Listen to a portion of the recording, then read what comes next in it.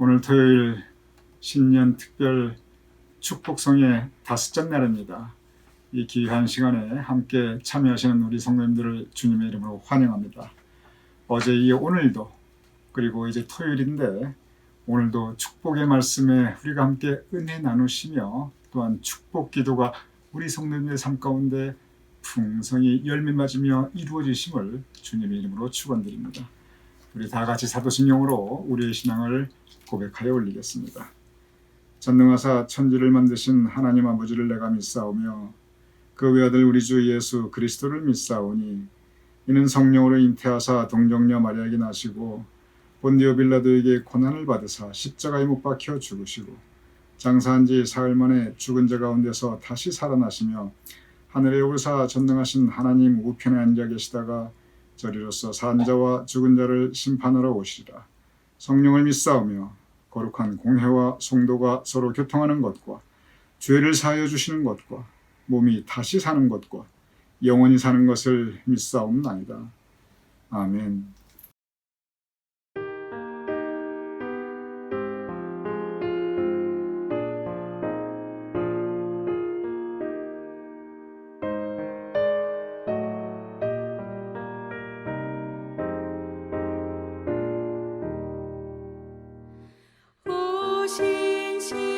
신실하신 주 내 아버지여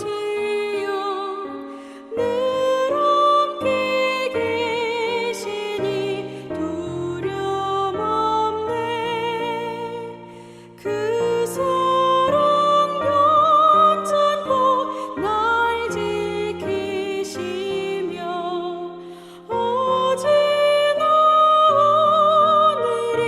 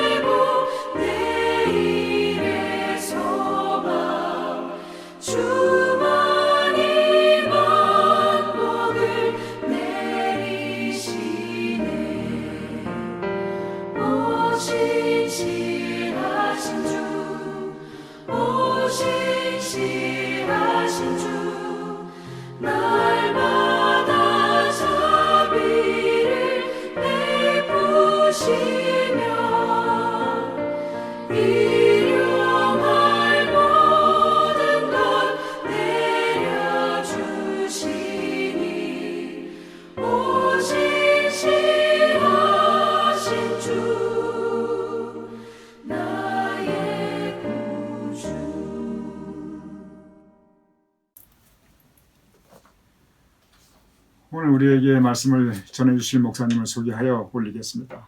오늘 강사 목사님은 정인식 목사님이십니다. 정인식 목사님께서는 현재 선한이웃교회를 담임하고 계십니다. 정 목사님께서는 사실 우리 뉴욕 서지방에 이 굳은 일, 어려운 일을 거의 다 도맡아 하십니다. 그만큼 젊으시고 성품이 좋으시기도 하고 또한 능력 있는 목사님이십니다. 오늘 정인식 목사님께서 우리를 위해서 여호수아 5장 1절에서 15절 본문 말씀으로 하나님 편에서라는 제목으로 말씀 전해주실 때 많은 은혜가 있기를 바랍니다. 또한 우리 성도님들 위해 축복하실 때 그 축복이 이루어지심을 주님의 이름으로 축원드립니다.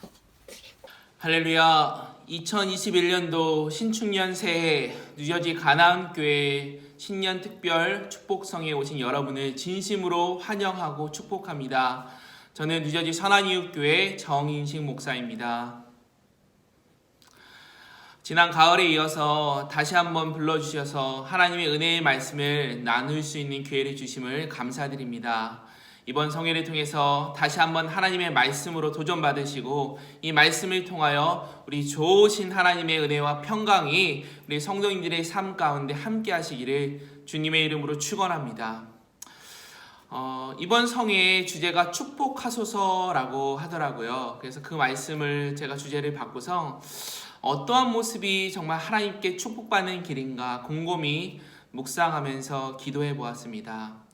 저의 생각 가운데 하나님께 주시는 감동이 진정한 축복은 하나님의 마음을 아는 것, 하나님을 이해하는 것, 하나님 편에서 생각하는 것이라는 그런 깨달음을 얻게 하셨습니다. 이번 2021년도를 하나님의 말씀을 통해서 우리에게 부어주실 하나님의 은혜를 기대하는 마음으로 이 시간 하나님의 은혜의 말씀을 나누기를 원합니다. 우리 잠시 기도하겠습니다. 하나님 아버지, 이 시간 하나님의 말씀 앞에 나왔습니다. 사랑하는 가나안교회 목사님과 모든 성도님들을 기억하여 주시옵소서. 말씀으로 새로워지게 하시고 이 아침 생명의 말씀이 저희들의 마음밭에 떨어질 때 저희들의 마음밭이 옥토와 같은 마음밭이 되게 하시고 30배, 60배, 100배의 열매 맺는 이 시간이 되게 하여 주시옵소서. 우리들의 마음을 만지실 하나님의 은혜를 기대합니다. 예수 그리스도의 이름으로 기도합니다. 아멘. 이 아침 하나님께서 우리와 함께 나눌 말씀은 여호수아서 5장 1절에서 15절 말씀입니다. 여호수아서 5장 1절에서 15절 말씀입니다. 요단 서쪽의 아모리 사람의 모든 왕들과 해변의 가나안 사람의 모든 왕들이 여호와께 요단물을 이스라엘 자손들 앞에서 말리시고 우리를 건너게 하셨음을 듣고 마음이 녹았고 이스라엘 자손들 때문에 정신을 잃었더라. 그때 여호와께서 여호수아에게 이르시되 너는 부실돌로 칼을 만들어 이스라엘 자손들에게 다시 할례를 행하라 하시매 여호수아가 부실돌을 칼을 만들어 할례산에서 이스라엘 자손에게 할례를 행하니라.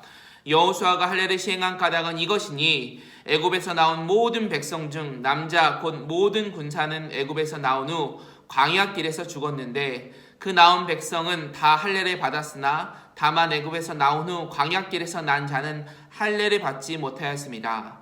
이스라엘 자손들이 여호와의 음성을 청종하지 아니함으로 여호와께서 그들에게 대하여 맹세하사 그들의 조상들에게 맹세하여 우리에게 주리라 하신 땅 곧 젖과 꿀이 흐르는 땅을 그들이 보지 못하게 하리라 하시매 애굽에서 나온 족속 곧 군사들이 다 멸절하기까지 40년 동안의 광야에서 헤매었더니 그들이 대를 잇게 하신 이 자손에게 여호수아가 할례를 행하였으니 길에서는 그들에게 할례를 행하지 못하였으므로 할례 없는 자가 되었음이었더라.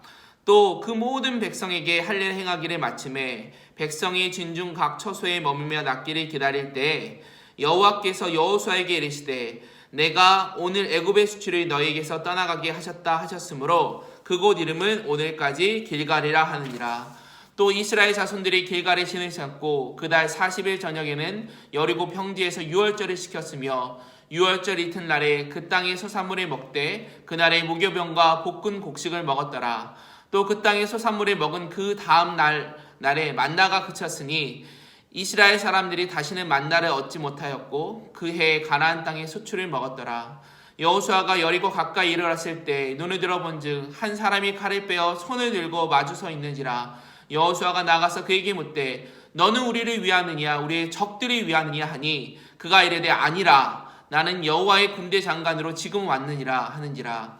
여호수아가 얼굴을 땅에 대고 엎드려 절하고 그에게 이르되 내 주여 종에게 무슨 말씀을 하려 하시나이까. 여호와의 군대 장관이 여호수아에게 이르되 내 발에서 신을 벗으라 내가 선 곳은 거룩하니라 하니 여호수아가 그대로 행하니라. 아멘. 이 말씀은 하나님께서 우리에게 주시는 말씀입니다. 우리 한번 말씀의 제목을 따라해 보겠습니다. 하나님 편에서. 다시 한번 하나님 편에서. 하나님, 정말 올 한 해 우리가 하나님 편에서 살아가기를 소망합니다. 우리가 하나님의 말씀대로만 순종하며 살아가겠습니다. 아멘. 우리가 성경을 읽다 보면 좀 이해되지 않는 부분들이 많이 등장을 합니다. 오늘 말씀도 그 중에 한 부분이라고 말씀드릴 수 있습니다. 오늘 본문은 모세가 죽고 여호수아가 이스라엘의 리더가 되어서 백성들이 여리고성을 정복하기 바로 전에, 그러니까 전쟁을 앞두고 길갈에 진을 치고 있었던 그런 사건을 말하고 있습니다. 이스라엘 백성들이 홍해와 여러 가지 사건들을 거쳐서 애굽을 떠난 후에 또 하나님께서 약속하신 가나안을 정탐했을 때 이스라엘 백성 중 여호수아와 갈렙을 제외하고는 모든 사람들이 하나님의 그 약속의 땅을 주셨다는 것을 불신합니다. 왜 자신들의 애굽 땅에서 나왔는지, 왜 가능성이 보이지 않는 이 미래를 주셨는지 원망하는 모습을 우리는 볼 수가 있습니다. 이에 대해서 하나님께서는 이 악한 백성들이 광야에서 죽음을 맞이할 것이다 라고 선언하시면서 실제로 민수기 14장에 보니까 출애굽해서 나온 사람들 중에서는 모든 사람이 다 죽고 오늘 본문에 여호수아와 갈렙만이 약속의 땅 가나안 땅을 밟게 됩니다. 오늘 본문 말씀은 그 이후의 이야기를 통해서 하나님께서는 왜 그렇게 행하셨는지에 대해서 우리에게 말씀하고 계십니다. 우리 본문 1절 말씀을 한번 같이 읽겠습니다. 시작. 요단 서쪽의 아모리 사람의 모든 왕들과 해변의 가나안 사람의 모든 왕들이 여호와께서 요단물을 이스라엘 자손들 앞에서 말리시고 우리를 건너게 하셨음을 듣고 마음이 녹았고 이스라엘 자손들 때문에 정신을 잃었더라. 아멘. 여호수아가 모세의 뒤를 이어 이스라엘의 지도자가 된 이후에 가나안 땅을 그냥 정복한 것이 아닙니다. 약속의 땅, 가나안 땅, 그 땅을 정복하기 위해서는 당시에 그 땅에 거주하고 있었던 7 족속과의 전쟁을 치르며 그 땅을 정복하게 되어 있는 것입니다. 지금은 아직 전쟁을 치르기 전에 그 사건 가운데 있습니다. 바로 우리가 잘 아는 여리고성을 함락하기 바로 직전에 있었던 상황을 표현하고 있습니다. 그런데 이 가나안에 살고 있던 주변 왕들이 이스라엘 백성들의 소식을 듣고 두려움에 떨기 시작합니다. 오늘 말씀해 보니까 그 신이 홍해를 갈랐대. 그 신들이 홍해를 갈랐을 뿐만 아니라 우리 옆에 있는 요단 강물도 갈랐대. 앞으로 자신과의 부족과의 1대1 전쟁을 준비하면서 정신없이 보내고 있는 그 백성들의 모습을 우리는 볼 수가 있습니다. 그런데 하나님께서는 엉뚱하시게 여호수아와 이스라엘 백성에게 명령을 하시는데 그 명령의 말씀은 뭐냐? 바로 너희들이 이곳에서 할례를 행하라 라고 명하십니다. 본문 2절하고 3절 말씀입니다. 그때 여호와께서 여호수아에게 이르시되 너는 부싯돌로 칼을 만들어 이스라엘 자손들에게 다시 할례를 행하라 하시매 여호수아가 부싯돌로 칼을 만들어 할례산에서 이스라엘 자손들에게 할례를 행하니라. 당시에는요 수술 도구가 있었던 것도 아니고 어떤 마취제가 있었던 것도 아닙니다. 그렇다고 어떤 깨끗한 위생을 유지할 수 있는 그런 상황도 아니었습니다.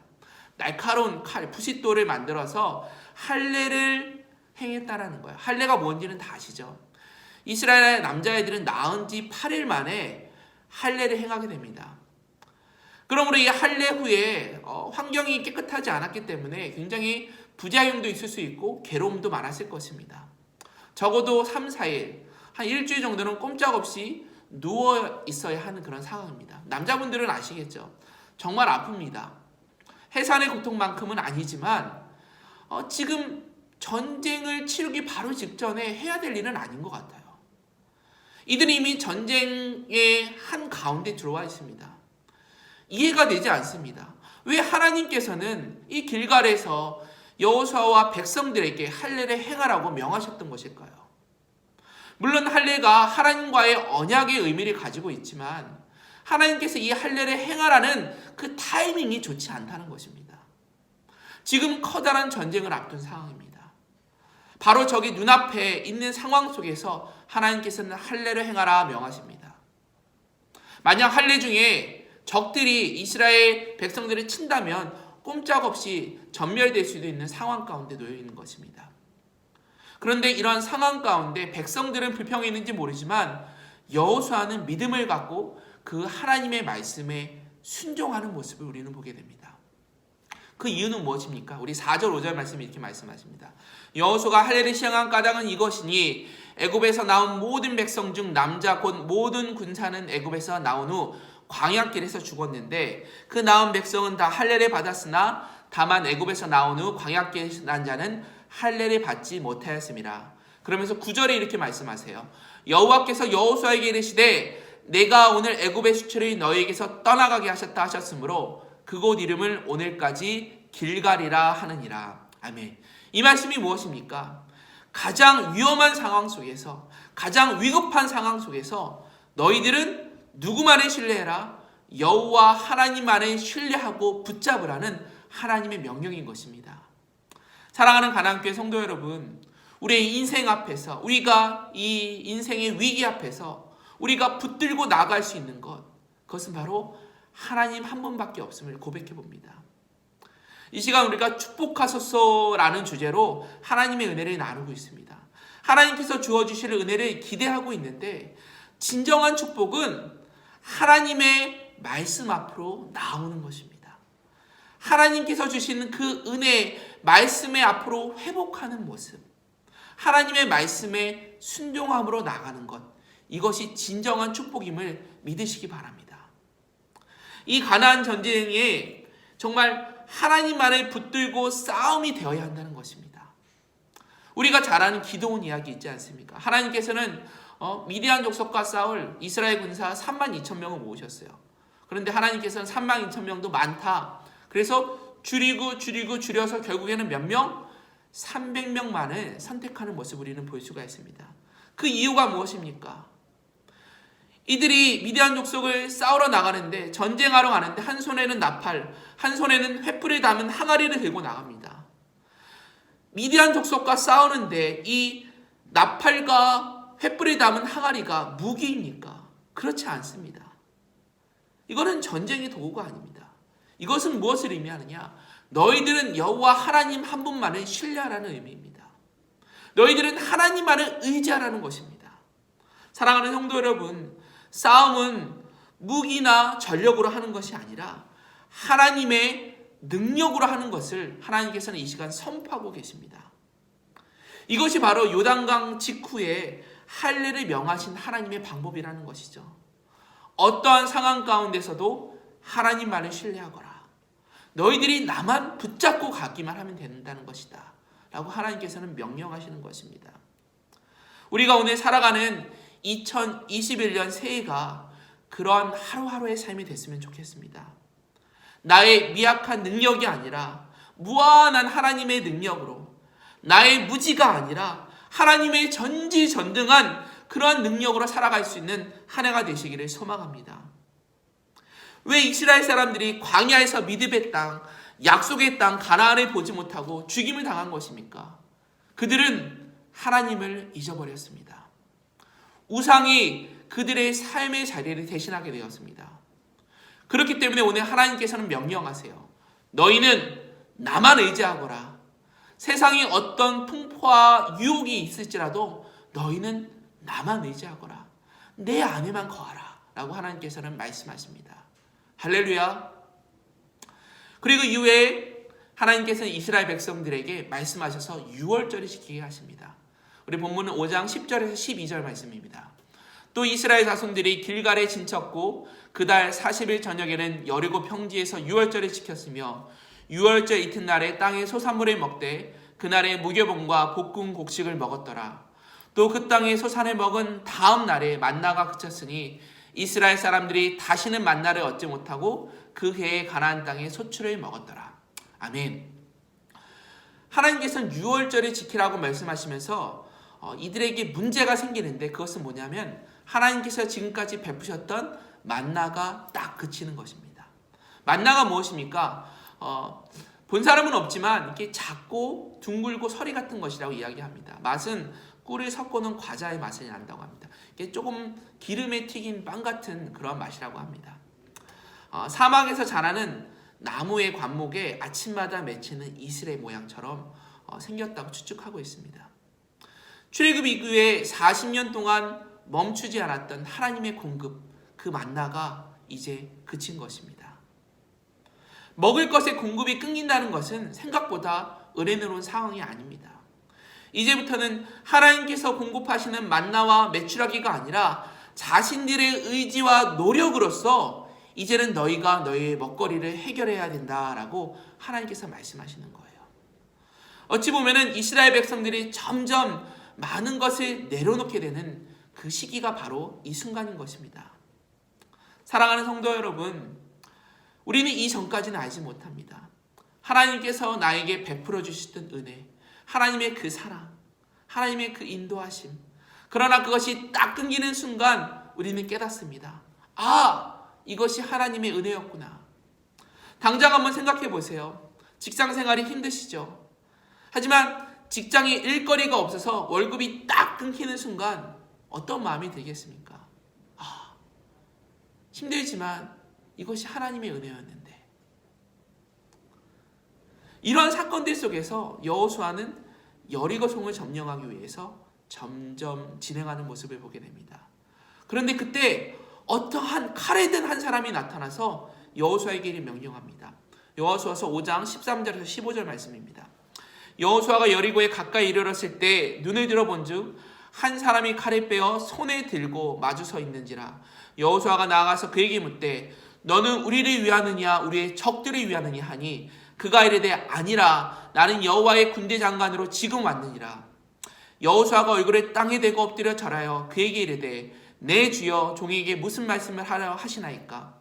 여호와는 군대 장관이 여호수아에게 이르되 내 발에서 신을 벗으라. 내가 선 곳은 거룩하니라 하니 여호수아가 그대로 행하니라. 아멘. 여호수아는 손에 칼을 빼든 한 사람을 만나게 됩니다. 그리고 그에게 다가가서 묻습니다. 너는 누구냐? 너는 우리 편이냐? 너는 저 상대편이냐? 너는 아군이냐? 적군이냐? 명령하는 거예요. 근데 그 사람이 바로 여호수아에게 대답합니다. 아니다.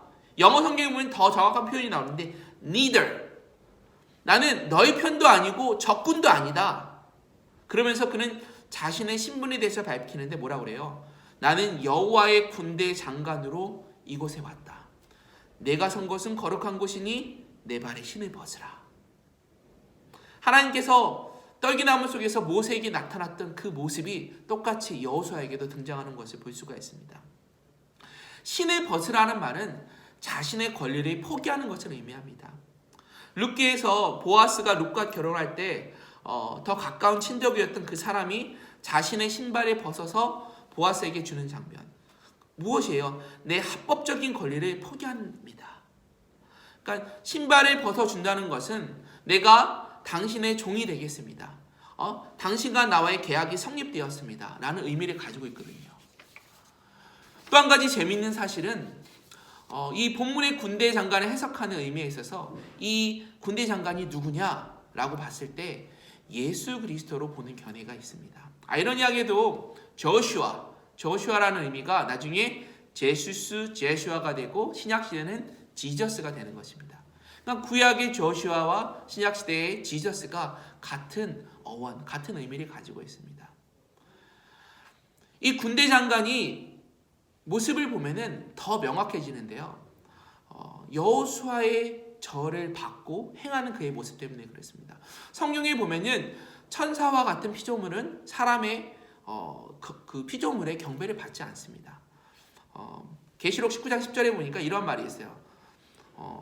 요한이 천사에게 절을 하려고 하자가 이렇게 하지 마라. 나도 피조물이니까 너희는 하나님께만 예배를 드려라. 이런 말씀이 나오거든요.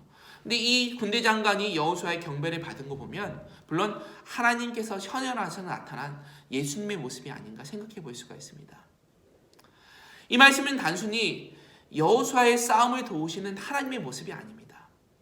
여호수아가 하나님 앞에서 자신의 권리를 포기하고 순종함으로써 하나님 편에 자신을 내려놓는 사건, 이것을 의미하고 있습니다.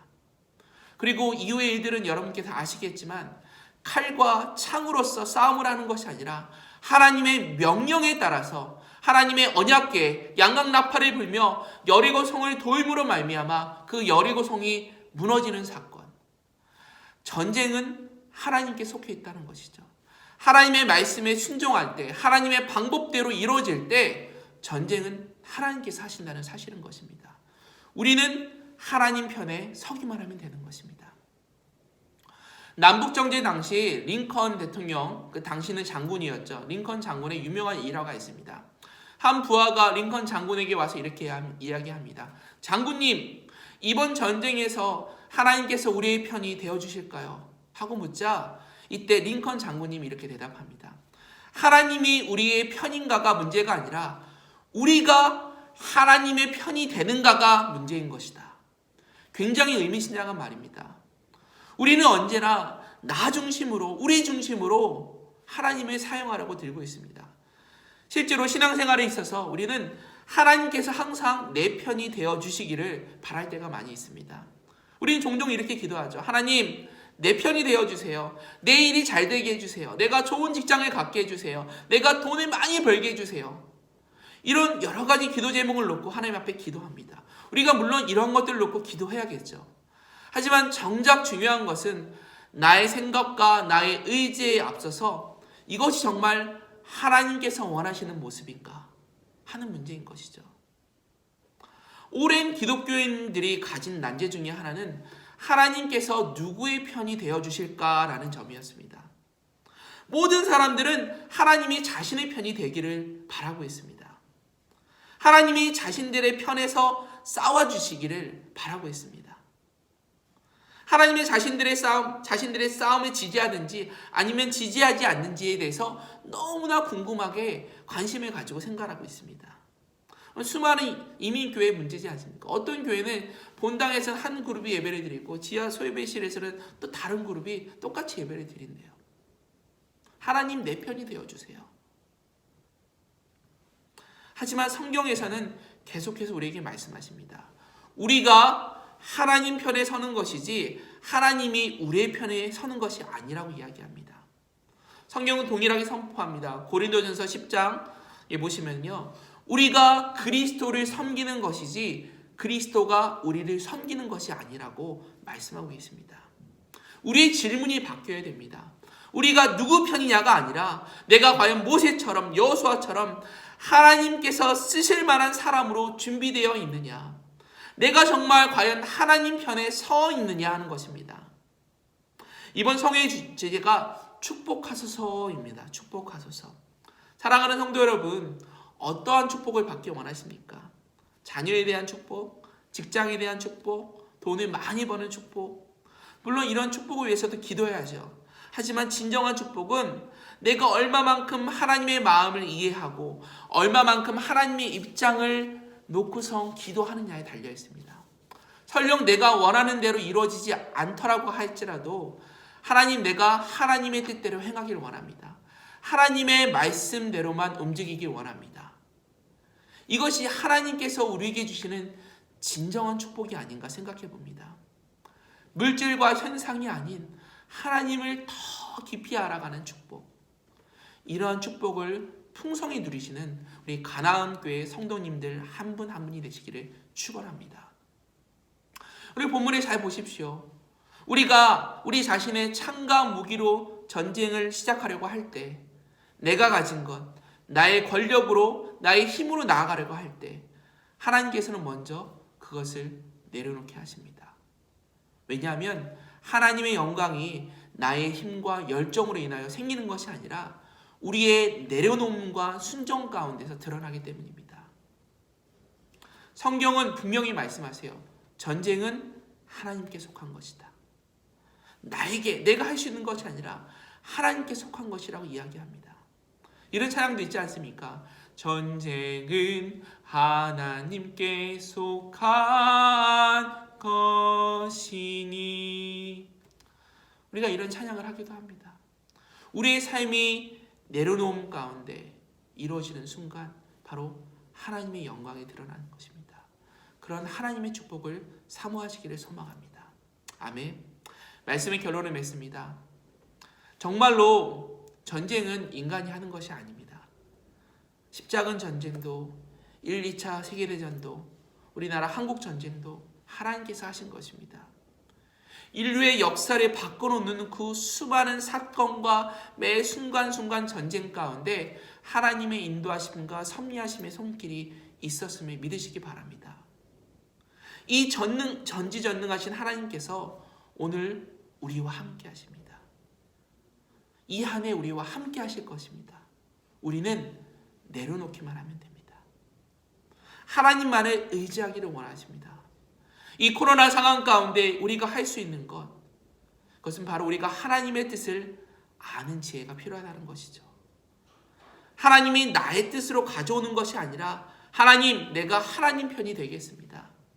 그리고 내가 지금 처하고 있는 이 환경과 상황이 바로 하나님의 은혜입니다 라는 믿음의 고백이 우리에게 필요합니다. 만나가 끊이지 않았던 것, 내가 일할 수 있는 직장이 있는 것, 풍족하지 않지만 굶지 않고 살아가는 것, 이것이 바로 하나님의 은혜인 것입니다. 이것이 바로 하나님의 축복인 것입니다. 그리고 마지막으로 이런 고백이 있기를 원합니다. 하나님, 나의 편이 되어주세요 라는 그런 고백이 아니라 하나님, 내가 하나님 편이 되겠습니다. 하나님의 입장에서 하나님의 마음을 이해하며 내가 살아가기를 원합니다. 그런 고백이 우리의 삶을 통해 나타나기를 원합니다. 하나님께서 우리와 함께 하십니다. 그리고 우리에게 승리의 기쁨이 넘칠 것입니다. 여호수아서 24장 15절 16절에 마지막에 이렇게 말씀하세요. 그러므로 이제는 여호와를 경외하며 온전함과 진실함으로 그를 섬기라. 너의 조상들이 강 저쪽과 애굽에서 섬기던 신들을 치워버리고 여호와만 섬기라. 만일 여호와를 섬기는 것이 너에게 좋지 않게 보이거든 너희 조상들이 강 저쪽에서 섬기던 신이든 또 너희가 저주하는 땅에 있는 아모리 족속의 신들이든지 너희가 섬길 자를 오늘 택하라. 오직 나와 내 집은 여호와를 섬기겠노라 하니.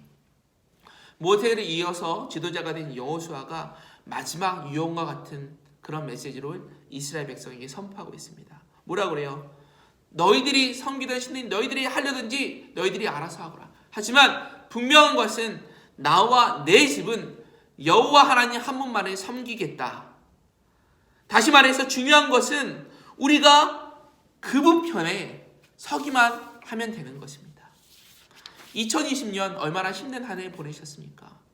새해가 되면 모든 것이 바뀌어질 것 같고 새로워질 것 같습니다. 그러나 새해가 됐지만 우리는 여전히 우리가 해결하지 못한 문제가 있고 풀리지 못한 고난 앞에 놓여 있습니다. 우리가 하나님 앞에 지속적으로 기도해야 하죠. 하나님, 이 문제를 해결해 주세요. 이 병마에서 고쳐주세요. 나의 어려운 생활고에서 벗어나게 해주세요. 하나님, 나에게 이런 축복을 내려주세요. 그러나 이러한 기도를 하기 이전에 이렇게 기도하기를 원합니다. 하나님, 내가 주님의 뜻을 알기 원합니다. 하나님께서 나를 향하신 계획하심을 깨닫기 원합니다. 하나님, 내가 하나님의 편으로 살아가겠습니다. 이러한 고백이 우리의 삶 가운데 먼저 있기를 소망합니다. 내가 하나님 편에서 하나님의 뜻을 알아가도록 노력할 수 있는 우리 2021년 한 해가 되시기를 주님의 이름으로 간절히 축원합니다. 우리 같이 기도하겠습니다. 하나님, 내가 하나님 편에서 살아가기를 원합니다. 올 한 해가 하나님만을 의지하는 모습으로 다짐하며 나가기를 원합니다.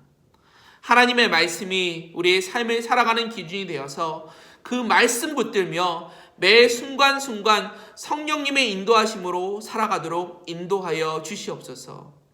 하나님, 지금 나에게 허락하시고 있는 만나가 주님의 은혜임을 깨닫게 하시고 온전함으로 감사함으로 하나님의 편으로 살아갈 수 있는 진정한 축복을 맛보게 하여 주시옵소서. 이 모든 말씀 우리 구주 예수 그리스도의 이름으로 기도합니다. 아멘.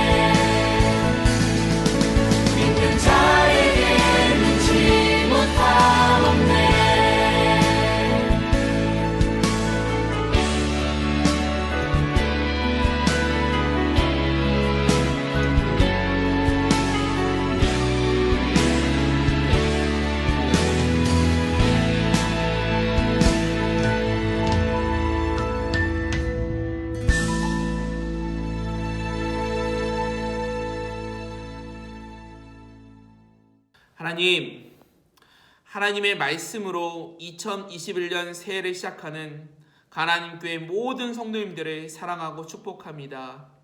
주님의 복음의 능력이 날마다 삶을 통하여 나타나게 하시고 어떤 고난과 어려움 속에서도 주님의 말씀만을 붙들며 살아가는 믿음의 백성, 예수 그리스도의 군사로서 나아갈 수 있도록 인도하여 주시옵소서.